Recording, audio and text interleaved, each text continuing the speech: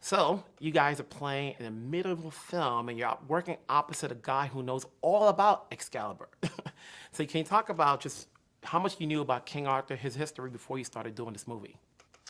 Yeah, certainly when I was younger and I was in preschool, we'd do a lot about the Arthurian legend, pulling it out, and whoever pulls it out is the chosen king.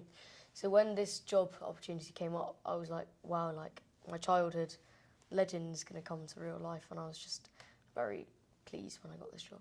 Yeah.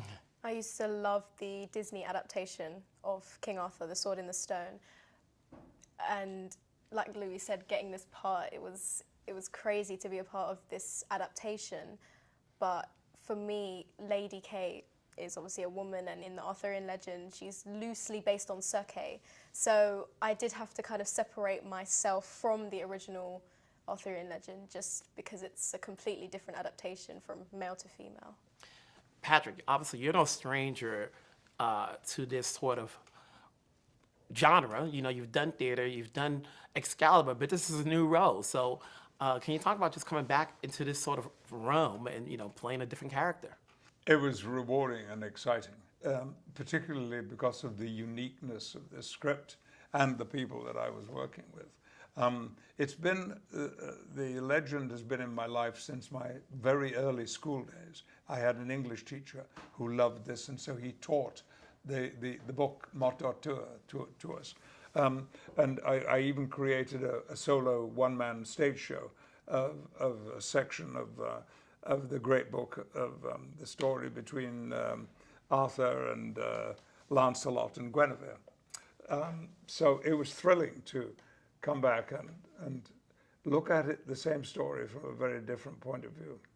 Now, for a movie like this, even though people are going to read about the story about King Arthur, is there a lesson to be learned out of this when you're walking out of the theater?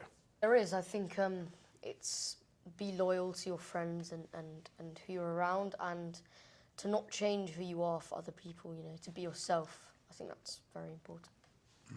Yeah, I agree. And also changing for the better, because for me, playing Kay, she starts off as a bully and becomes Lady Kay, who is a loyal knight to her king. So I feel like that change is really important. People can change and become a better person than they were. Now, what was the set like? Obviously, there's a lot of people in this movie, a lot of extras, a lot of times you have to exert yourself running around, playing with the sword. How much fun did you have on the set? More than you can imagine. It was like a playground, but you got to act in it. Yeah. And there were some immense sets, like the rooftop at the end. That was all set, and Morgana's lair. That was all amazing built sets. So it was really fun just to play in those sets. Yeah. Patrick, Well, Led Zeppelin. Can you talk about the Led Zeppelin shirt, and was that your choice? We had discussed what he should wear, but in the story, the first time you see young Merlin, he had no clothes on. So he had to steal or borrow or be given the clothes. And so I just said, well, whatever it turns out to be, let it be unexpected and very cool. And so I was happy. And then obviously, you're coming in from a famous family and so forth. What advice did your father give you as you have your first leading role? Yeah, he was very reassuring, because like on my first day, it was nerve-wracking. He just told me to be calm and be polite, and he helped me. Yeah. All right.